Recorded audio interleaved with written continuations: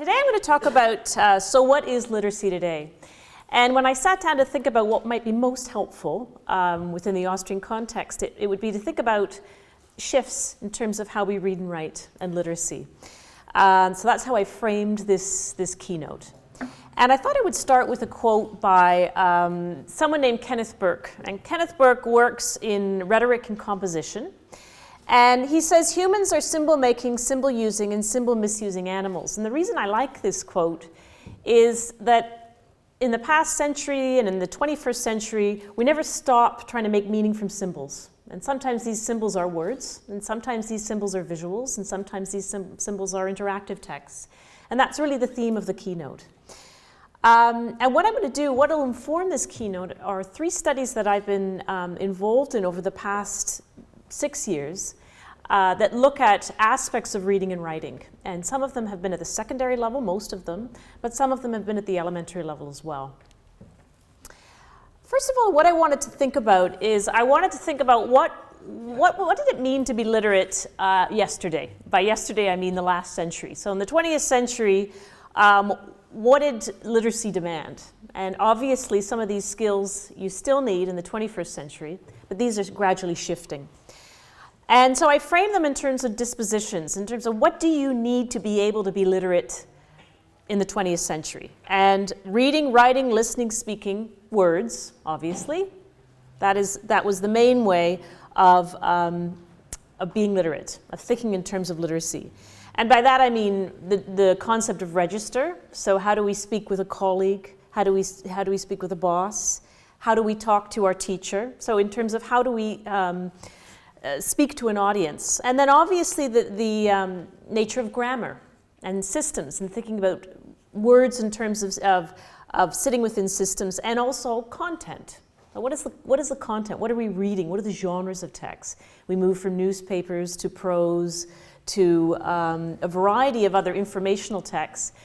And that was really the way we would think about decoding and encoding text. And also an element of that was about creativity, wasn't it? And creativity in the 20th century, when we think about literacy, we think about creative writing, we think about imagination, we might even think about imaginative play as a way into writing. We also, when we get further on, we start to think about argument, and how do we develop an argument through rhetoric and through words to write a 5-paragraph essay, for example. And I'm sure Gunter Kress is going to talk about this tomorrow, but a lot of it had to do with, was primarily monomodal.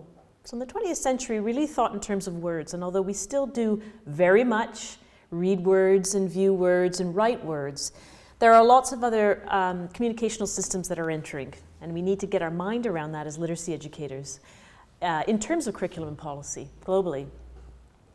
So there are these core dispositions that we need, and then there are also the overlapping dispositions. And by that I mean thinking in terms of what do we need to accompany that as teachers. Now in the 20th century there was a solitary model. Children sitting at desks in rows, okay? And there was also we existed within disciplinary silos. And I think the best example is in higher education and university, where you would have an English department, and you might have a sociology department, and you might have a history department. And those were considered silos, sort of separate disciplines that you'd work in. And then finally we think, or rather we think in terms of linear and structured composition. So we worked in a linear way when we thought about literacy. We thought about working from the beginning of a book to the end of a book. For example, we might go into the book. If it's an informational text or a manual, we might decide, well, I'm going to go to page 50 to find out my information, but still, generally speaking, you would follow an order. And it would be structured. And composition was the same way. You think about with writing, okay? You think about the writing process. You start off with a draft, you work your way through a draft, you might go through the editorial process, you have a final draft, okay? Final composition. So these are sort of my sense, and again, I invite you at the end of the presentation to say whether you feel that there are other disciplines, but those are the ones that really stuck out for me, and those are the ones that stick out in terms of research and literature in the field. Now, what informs the key dispositions I'm identifying for today, as in the 21st century, comes out of extant literature and research in the United States, in the UK, and globally in Europe. Some of this comes from a study that I conducted with Mary Sheridan called Design Literacies. And what we decided to do is find out what is it that people out in the marketplace do when they're literate. So what do graphic designers do, and what do people who make documentary films do, and what do filmmakers do, and animators do, and video game developers do and think when they read and write? Because I think the logic is that if we can find out what the marketplace does, then we can start shaping our education around what happens in the workforce. So key dispositions of literacy today, and as we look forward into the future, as we go into the 21st century, here are some of the dispositions that are called upon. One is the notion of design. So by design, obviously words play a role, but what also plays a role are visuals, where visuals sit. So how is a screen set up? Where is the important information on a screen? Where are visuals on the screen? How do visuals work? Even how do sounds work? How do camera angles work? So I think that to be literate today demands understanding design principles. And that is a shift. And what goes along with that are two concepts that you see more and more in the literature, and that is the notion of remix. By remix, I mean you take one thing and you make it into something else. And the only way I can really describe that or define it is through an example. So let's say, for example, this morning I was walking in the beautiful garden over there, I have no sense of direction, but in Innsbruck, and I thought to myself it would be really nice to take a photo that I could upload onto something like a blog or a Facebook. So it's a way of taking one text and putting it up and remixing it into another text. And then someone else might take it up and say, well, I've been in Innsbruck, and they might take that visual and remix it into something else. So I think the point is that in the 21st century, there are very few original things. So what we do on a daily basis we don't even think about is we take content and we make it into something else. And sometimes we make it into something else with words, and sometimes we make it into something else with visuals. That make sense? The other notion that's important is the notion of convergence, and Henry Jenkins at MIT talks about convergence, and by that I'm talking about how technologies today very rarely do one thing, okay? They often do multiple things. So for example, a mobile phone is also a camera and a calendar, and it has apps, so you can play a video game if you're bored, okay? What else does it have? I'm missing probably many things. And so technologies tend to converge a number of things at once. And actually, when you really think about modern day texts, they often converge different texts into one text, all right? So if you have a blog, or you have a Facebook, or you have a website, or YouTube, Gunter Margit and I were watching Bears on YouTube the other day and working on the conference.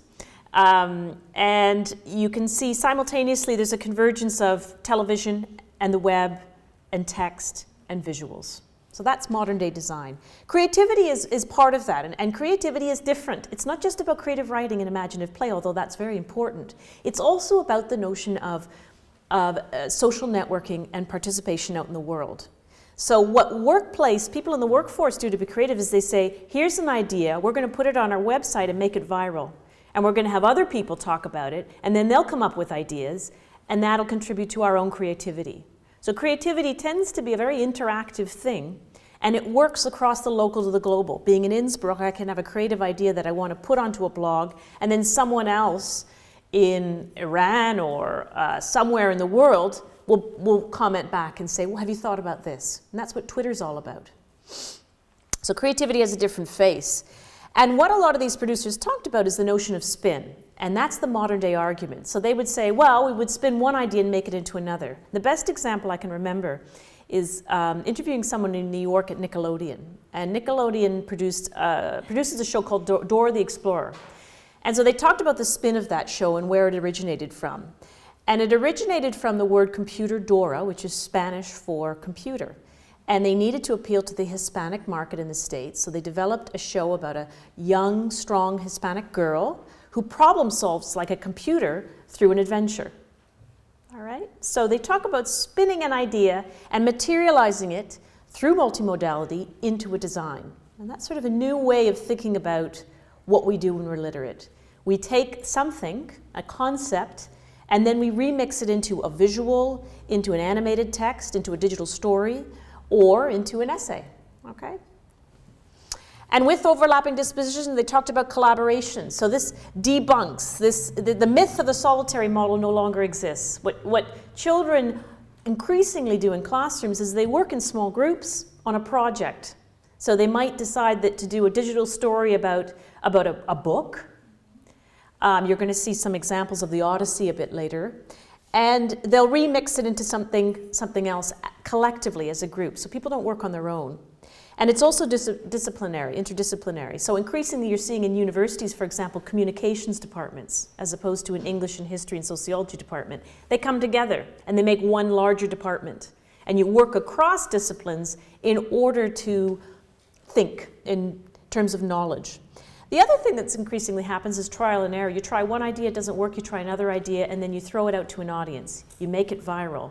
You offer it to your audience online. And then finally, production. All right, so that's sort of a different sense of what it was 20th century, what it is 21st century. And this will evolve over time. So part of this is educators, and it's difficult because it's quite hard to accept difference when for so long literacy and reading and writing has been about reading words. So how do you read a sound and how do you read a visual? And so it's about accepting difference in terms of thinking. So we have different thinking, different creativity, different reading, different writing, and then ultimately it's about different identities. So it's about thinking about what are our students like now? They're different from us. They're in a very different mindset, and what is that mindset? So in terms of different learning, I always find the most helpful and insightful tend to be high school students I work with. And for the past 7 years, I've worked with a variety of secondary students. And when I sit down with them and I interview them and I say, so what are the sorts of things that you do outside of school? And how does that inform the way you write an English paper or you read a text? And this is Scott. And Scott is a very creative guy. He's a professional video gamer. He designs tattoos, he writes stories, and he talked about how he learns. And I think it's quite indicative of a 21st century mindset. And he says, I find learning in school a bit more difficult than how I learn. I like to self-teach, and I've self-taught myself, and I find it a bit easier because then I know what I'm looking for, and I know what I need to learn, rather than somebody telling me what I need to learn, and somebody telling me how I need to learn it. And he went on to describe how often what he does is at home he won't know how to do something. So he may not know how to read medieval verse, or he may not know how to put something together, or to draw an anime style. So he'll watch a YouTube video, and the YouTube video will explain lockstep, how do you do a certain thing? And then he'll go on and do the same thing when he wants to learn things. Now, I'm not saying as teachers we need to do that, because as teachers we have a valuable role in terms of critically framing these kinds of texts. But if this is the new kind of learning, then how do we shift our curriculum and policy? And so one of the media producers that we interviewed talked about innovative design as a new way of reading the world and seeing the world and understanding the world. So again, that's trying to think in terms of how can literacy be adjusted so that we think in terms of design. Now, the next issue is having a different way of thinking about creativity.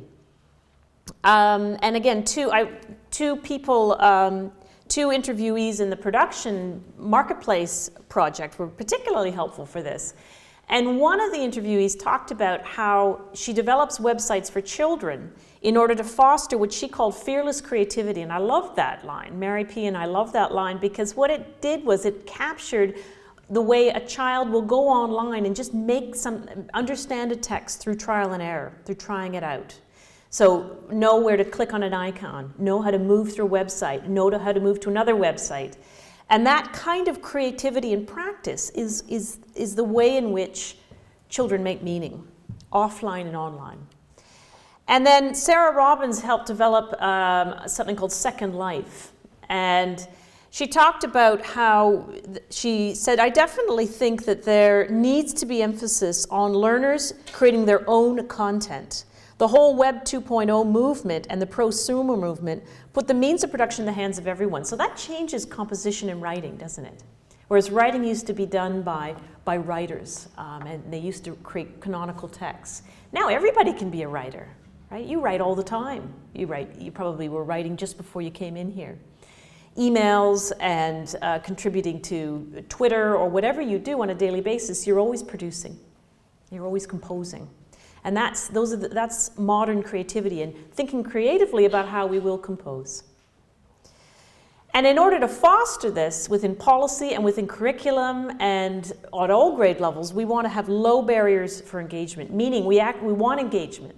So we want to invite in our classrooms as many ways to engage as possible. So whether that's having iPads or iTouches or I should say tablets or computers, or whether you want to have a writing lesson that also uses Google Earth. So these sorts of things are ways of thinking about how can I access the kind of fearless creativity that the children in my class have, or the high school students in my class have. And you want to have strong support for sharing creations with others. And obviously that means within the classroom, but it also means throwing it out to the community virally. So being able to have a kindergarten class here correspond with a kindergarten class in Toronto, Canada, or in Australia. Informal mentorship with technology. So for example, I'm not as tech savvy as I would like to be, ironically. So I often depend on the teenagers I work with. I'll say, I don't know how to use VoiceThread, and they'll teach me. So I think that teachers have to start feeling comfortable that if you don't know the technology, you can have informal mentorship from your students to figure it out. And understanding that not everyone needs to participate. The other thing is not all students like technology. Literacy doesn't equal the screen and technology. What literacy is a different way of thinking about what texts can do, how they look and what they can do. So if you have students who aren't interested in technology, you need to be able to also shape your program around that. And when they're ready, they can participate in something. Different reading is a complicated one. So we know that we process texts in a different way now. We read in a different way. Because when we're on screen, all you need to do is take 5 minutes and just observe what you're doing. You know you've moved to probably 4 different texts, right? You might have your email open, then you might open something about Innsbruck, at least this is me. Then you might try to check some German translations, again, that's me. And you might go through a series of 4 texts, and I'm reading between and among all of these texts. And that's modern day reading. And Gunter Kress and Carrie Jewett talk about the reading path. And someone named Eve Byrne has done wonderful work in the UK looking at how reading has changed on the screen. And she's developed a new language for reading and a new logic for reading. Now that's still in its infancy. There's still a lot of work to be done about how do we teach reading now, today. And she talks about orchestrating the different modes to make meaning. So reading now is also about what icons to click on. And again, it's that symbol making that Kenneth Burke talks about, and being able to know what to read, when to read, and how to read it. I worked on a chapter recently with Gunter Kress and Brian Street and Kate Paul looking at what is the notion of multimodal reading, for example, and reading by design. And again, I want to contrast 20th century reading with 21st century reading. 20th century reading is about comprehension. We still comprehend text, don't get me wrong. But the nature of the composition is different, or comprehension rather, is different. What was a big thing in the 20th century is readability in grade level readers. All right, now in the Austrian context I'm not as familiar with, but I know that in North America there was a real sense of what level text would a kindergarten child be at. There was also a sense of genres and text structures. So you'd have informational text, you'd sometimes have a whole language model where you would present different kinds of texts and by osmosis students would understand. Or you would have more of perhaps a skill-based, that's not the best way of putting it, but a fostering phonological awareness and phonemes in terms of text structure and communication. In terms of writing, you often thought about the writing process, writing sentences, writing paragraphs, writing essays, all right? Writing different genres of text, persuasive essays. You also thought about reader response. So Louise Rosenblatt in the 20th century was quite strong. How do you respond to the literature? How do you respond to this picture book? 21st century is different. So in the 21st century, what we're doing is we're reading between and among several texts at once. Navigation is a big issue when you're reading now. So reading path is quite different, and also where we go. So when you have students in year 4 or year 5 or year 6 go off and do some independent work, they often follow hybrid reading paths. So each student will be reading different kinds of texts. And how do we grapple with that as literacy educators? They also know the principles of design. So they know where to find the important information, and they know, for example, maybe social networking sites, or they know how to do Google searches in order to find out certain kinds of information. So they're aware of both design and social participation. The other issue that Ryan Street talks a lot about is how we work from the local to the global to the local. So it's much easier now to travel around the world and to be able to be in one place and go to an entirely different part of the world to find something out. And that's incredibly helpful if you're in Toronto and you want to find out something about Innsbruck.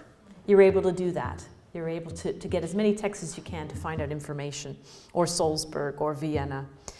I mentioned remix before, making one text into another text. I talked about convergence. And then you have all the skills in the 20th century we still need. We still need to comprehend, right? We still need to respond to texts. And one thing that I noticed anecdotally, and certainly in the literature, is that students aren't very good at critically framing texts. They might be able to know how to work a video game. They might be able to know how to go to a website to find out information or use Google Earth. But whether they're able to describe and critically frame the language used and what that text does and why it's important and is it formal or informal in terms of language, they can't do as well. And that's what literacy needs to do. Different writing. So Günter Kress talks in one of my favorite books, Before Writing, he says, "We cannot understand how children find their way into print unless we understand the principles of their meaning making." He said that in 1997, and it's still the case today. Because we need to understand, what do students understand when they come into our classroom? So do we have a class of 20 students and 9 of them are boys who like game cards, or I mentioned video games? And if they do, then we need to shape our literacy program a little bit more around their kinds of interests. So do we have, for example, some Japanese anime we include? We need to know what students are doing at home, what their interests are, and how can we shape our practice about reading and writing around those interests. And Cope and Kalantzis recently wrote that writing is design. So how can we think about, and this is what we'll look at a little bit later, how students design visual texts and moving image text. So I'm going to look at some digital stories that some students created and how they thought deliberately about design and how writing can be design.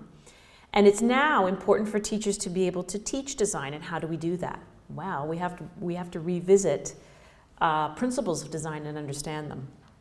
So we need to ask such questions as, what is the modern day composition process? How can we teach writing as design and through modes? And how can we assess design? We don't know this yet. We know something about it. But certainly even researchers are behind in this sort of information. We need to know, how can we properly assess something like a digital story and separate one that was poorly done from one that was done well. And we need to think about the different identities in our classroom. I wanted to just briefly talk about a project that's a little bit futuristic. And it's a small project I did with someone in communications who specializes in wearable computers. So she thinks about wearable devices of the future that we'll be wearing and how that affects our thinking. The only reason I reference it is because one of the characteristics we're finding with students now when they enter the classroom is that they're quite comfortable with the notion of projective identity. And by that I mean they're quite comfortable with having an online avatar, for example. So how many people in the room have played We Fit, and how many people have created an avatar of themselves online? Okay, that's all? I'm surprised. Okay. How many people have Facebook pages? Okay, yeah. So when you think about the difference between online versus offline. When you're online, what you're often doing is mediating your identity in some way, okay? And it's a tricky thing to do, and one of the reasons I went off Facebook is I was hopeless at it. I was very bad at saying, this is what I am online.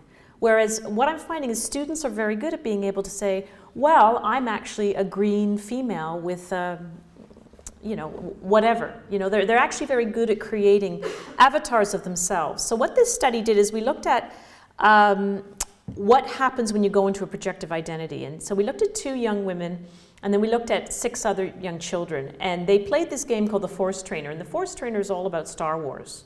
Everybody comfortable with Star Wars?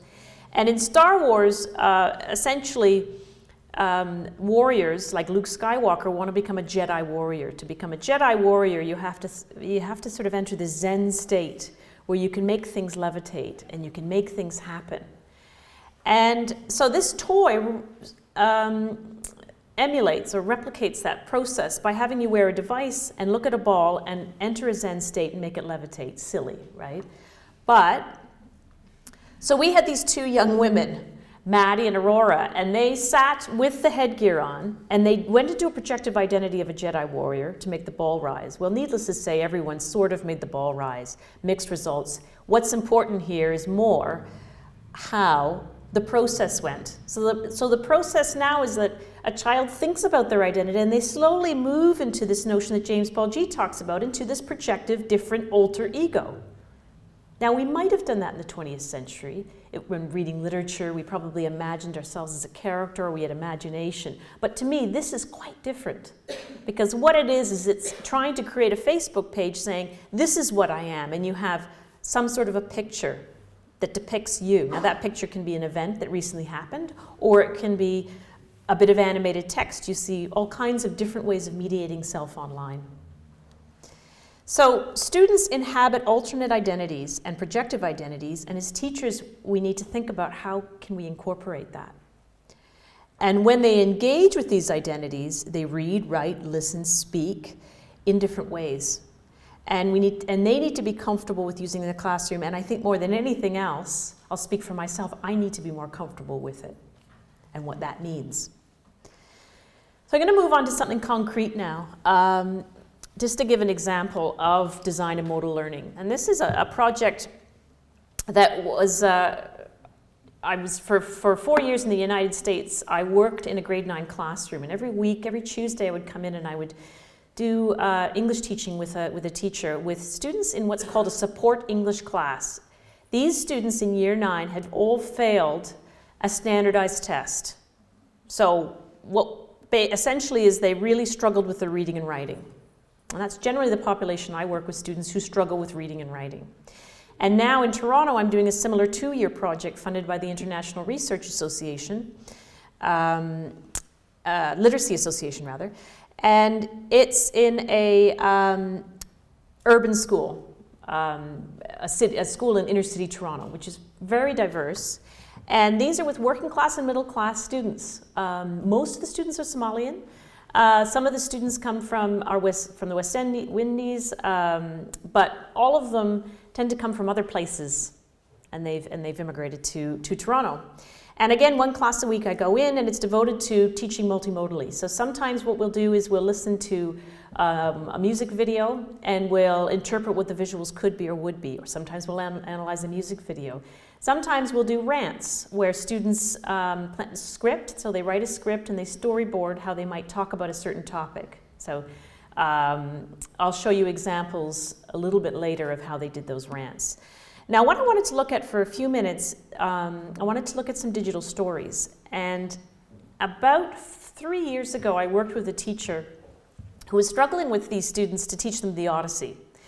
They didn't quite understand the text. They found it very difficult reading Homer and relating to Homer and Odysseus' story back to Ithaca. So what we decided to do is have them create a digital story about their own journey. And ideally, they were to interweave the story of Odysseus, and some did, and some didn't, and you'll see both examples. But what they all did was go through a methodical process over 8 weeks of storyboarding, scripting, researching design, and developing stories. Now, we had a very limited budget. Now, when you see these movies, we have not the greatest microphones, we didn't have the technology we wanted, but it gives you a feel for what you can do with students. So the first student I wanted to look at is Caspian, and Caspian is a creative writer, but he had real trouble with reading, and he read at about a grade year 4 level. And Mexican-American, he's 14 years old, he's an artist and he writes stories. And from the outset, he knew exactly what he wanted to do a journey about. He wanted to do a journey about his family. And so, I won't say anything more. I'll shut up.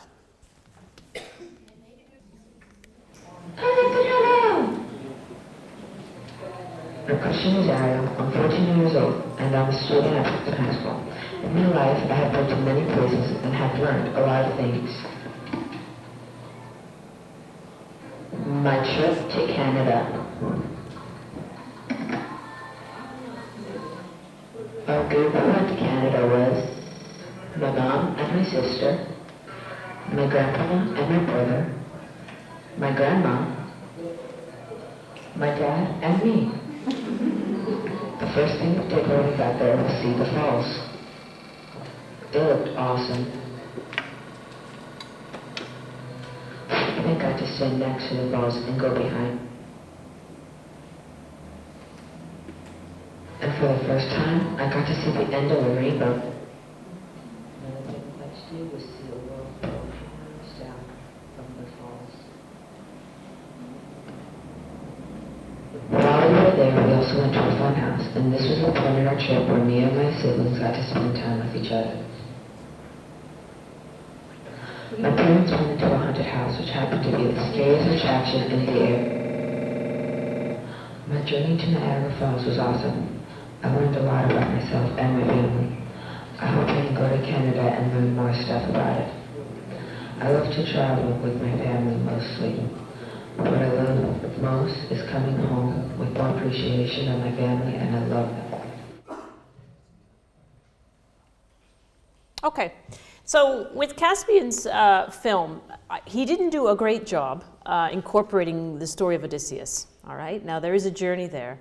But I think what he did a very nice job in terms of assessing this kind of writing, composition, is that he was very good with a metaphorical voice. So you saw at the beginning, you saw him leaning out of a train, and then you saw the rainbow, and he embedded different metaphors and images throughout the movie.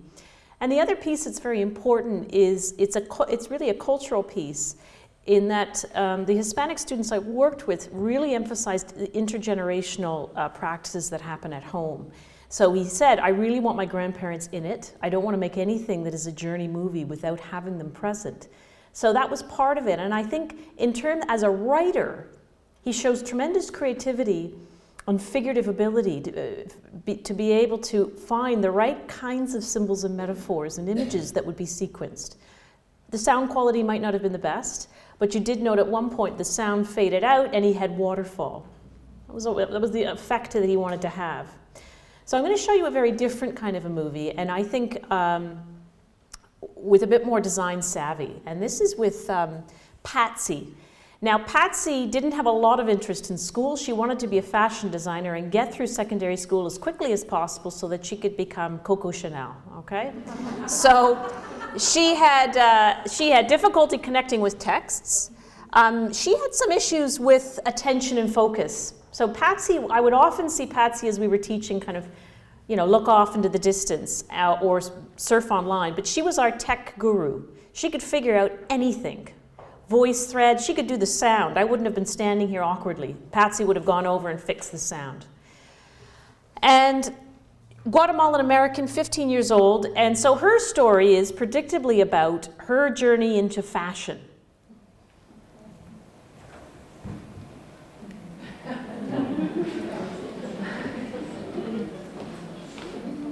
Sound isn't very good. Don't worry.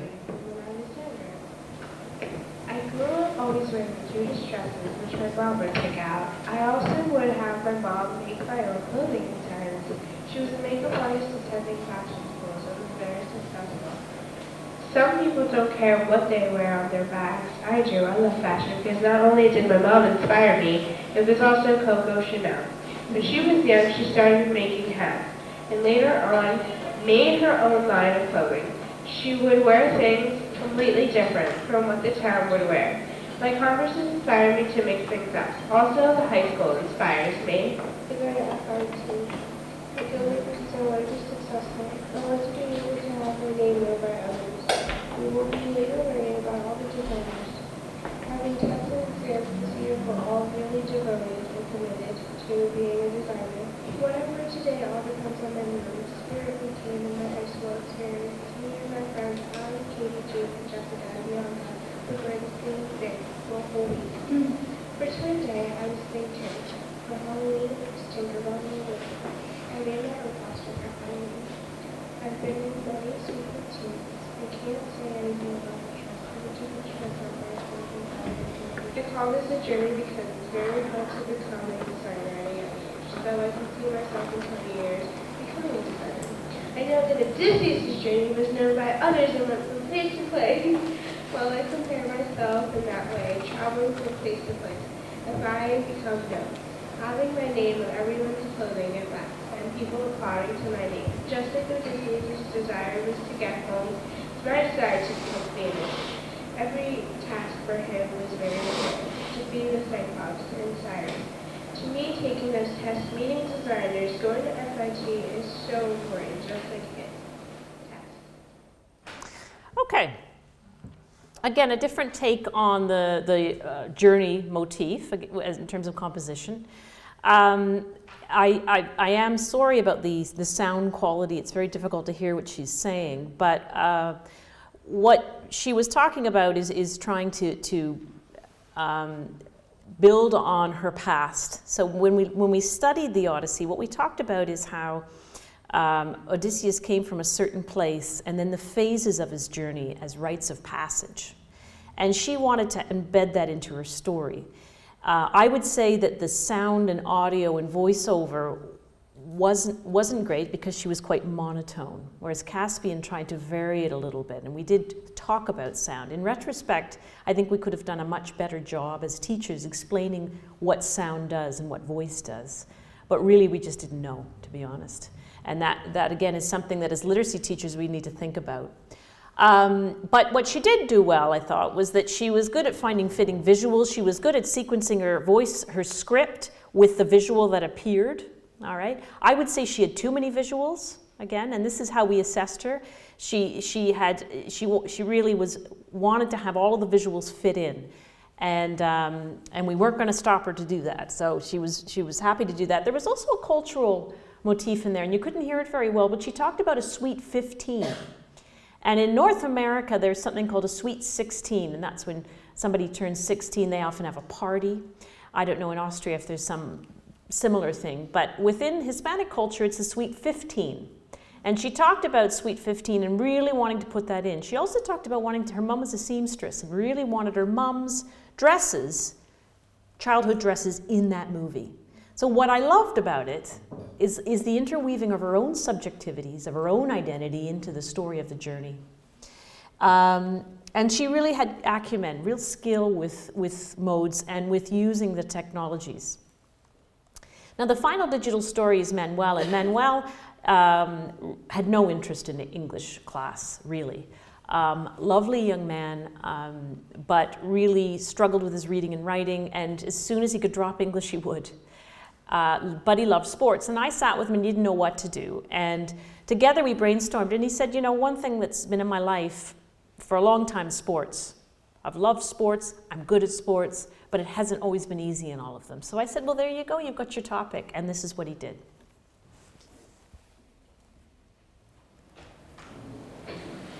My life is sports by Morris Gordon. When I first played at sport was when I was about 4 to 5 years old. First sport I played was soccer. I was in a league that went by age group. As I got older, I got better and better at soccer, and eventually I got really good at it. I also liked to practice to improve my shot and always wanted to be like Messi. Messi is a soccer player that plays for Argentina. They are my favorite team in soccer, and they're good. and they have won quite a few World Cups. The next sport I played was basketball. My brother used to play basketball often, so I wanted to. When I started, I was horrible at it. I couldn't shoot or dribble. But I always played even though I was useless. I could always see the professionals playing. And I always thought it was so cool how they did the illustrations. Nobody ever wanted me to be on their team because I'd just gotten away every time. But after a couple of years, my dribbling got average, so I was okay, but the shots weren't so good. When I played with my older friends, the ones that were really good, my skills got better in every way. My defense had improved, my dribbling, my shot definitely did too. My overall best skill was dribbling, and now I play on the high school freshman basketball team. Now to talk about football. Generally, I was good at it, and all I had to learn was the rules and regulations. My speed was pretty good, and I was a really good catcher. I joined a team as well, but I broke my ankle during practice. It really stunk because I never got to play in the game. Our favorite team is the Eagles, and my favorite player is Kevin Curtis. He's a wide receiver on the Eagles, and I think he's good too. When I played football on a team, I was a tight end. I blocked sometimes, and I ran to catch the ball sometimes as well. I like to play sports a lot in general, and I'm usually good at all of them, so it's pretty cool. My journey and Odysseus' journey. My journey was a journey of hard work like Odysseus in the book of the Odyssey. We both had obstacles in our journey to our goal. His goal was to get to Ithaca, mine was to get to Abastion. One of these obstacles was to get past Poseidon. Poseidon gave Odysseus a hard time.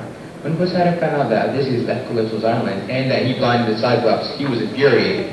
He wrecked the Odysseus ship with a big storm in the sea. Could have killed him, but he didn't, because Cyclops just said to make his life miserable. But even though he does make his life miserable, he still reaches his goal like me. The Poseidon in my life were the people who put me down and said that I sucked at sports. For instance, there was a kid that lived near me and always said I could not be better than him and I never would be better than him. I did suck, but that made me mad, so I always played the sport so I could get a little better every time. Even though he gave me a hard time, I still got to my goal, and it was good when I rubbed it in his face at the end. Throughout the book, the goddess Athena helps Odysseus out in his journey without him knowing. I think the Athena in my life was my brother in a way. I always liked to play with him, and I tried to impress him a lot. So when he said I sucked, I wanted to get better and show him how good I was. So he boosted my chances of reaching my goal. When he was on island with the Phaeacians, Athena made him look impressive and strong. My brother did the same when he played the same team. An example was when I shot the basketball and I missed. He run up and take the basket. He ran up to the basket before anybody else would and tap it in, making it look cool and flashy like we did, as if we did that on purpose. So even though Odysseus and I are totally different people, our journeys are actually very similar. Okay, one of the reasons I giggled a little bit is I couldn't get him to stop. His movie went on and on and on. And what I loved about that is he clearly got the Odyssey, didn't he? I mean, he ended up loving it. And it probably next to Patsy's digital story wasn't as strong, maybe even Caspian's. Visually, it certainly wasn't. But the beauty of that is that he understood the story and he related it to his own story and his own life in a meaningful way.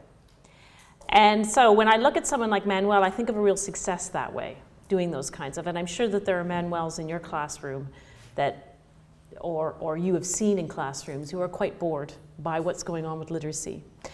I know I'm running slightly at a time, so I am not going to talk about the next project. I'm just going to end with some thoughts that I want you to please comment on, talk about. I'd love to know about the Austrian context. Contemporary literacy, and what is it?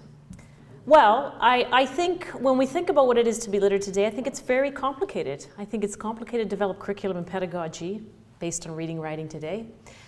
And I think that it's very difficult as teachers to meet students halfway and to be able to say, okay, well, I'll start to incorporate some of these design principles if you'll start to read the Odyssey. So I would argue that some ingredients that you need to have in curriculum is you need to have some sort of way of having collaboration. It's not always easy, but I think that having some sort of social networking device, social participation device is really the best way forward. And I've seen a variety of ways of this happening. I've been in classrooms where teachers will Skype with experts in geology or on dolphins or on Austria. Not Austria specifically, but I'm sure that they would love to do that. And so that students are able to actually see, and they get such excitement through Skype and seeing an expert talk about a topic. And that's a form of collaboration. Blogs are the same, they do the same sorts of things. I think you also have to think about the notion of multimodality design rhetoric. So how can you find ways of using another mode, for example, when you teach a lesson? So although we always rely on the word when it comes to reading and writing, are there some ways that we can include some visuals? And also, can we incorporate this notion of trial and error, trying out ideas? One thing that I found, what I've found with students that works really well is having what I call studio time. So what students do is they have a half hour to work at the computer, to work at their compositions, and to have a partner critique what they've done. And it's a way of getting feedback about the sorts of things that they do. And then I think the notion of production and design is incredibly important when it comes to literacy. So what is literacy today? Technical skills, combining modes, thinking about what sounds do. We need to go a lot further, bless you, with what we're doing in terms of visuals and sounds and animated text. We need a disposition for collaboration. We need to compose through design. And I think finally, there's this other notion of the senses and of projected identity and thinking about how can we get at that fearless creativity that our students have. Thank you very much.